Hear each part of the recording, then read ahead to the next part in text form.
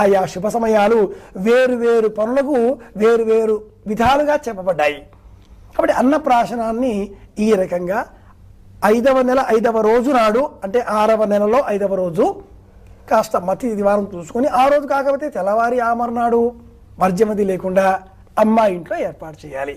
ముఖ్యంగా అమ్మమ్మ, తాతయ్య, మేనమామలు వాళ్లకు సంబంధించిన వేడుక ఇది. సంప్రదాయం ఇలా ఏర్పాటు చేయడం వల్ల లాభం ఏమిటి అంటే, ఈ ఇంటి వాళ్ళు ఆ ఇంటి వాళ్ళు అందరూ కూడా కలిసి ఒక్క దగ్గర ఉంటారు, క్షేమం కోరుకుంటారు, శిశువును ఆశీర్వదిస్తారు అని చెప్తారు.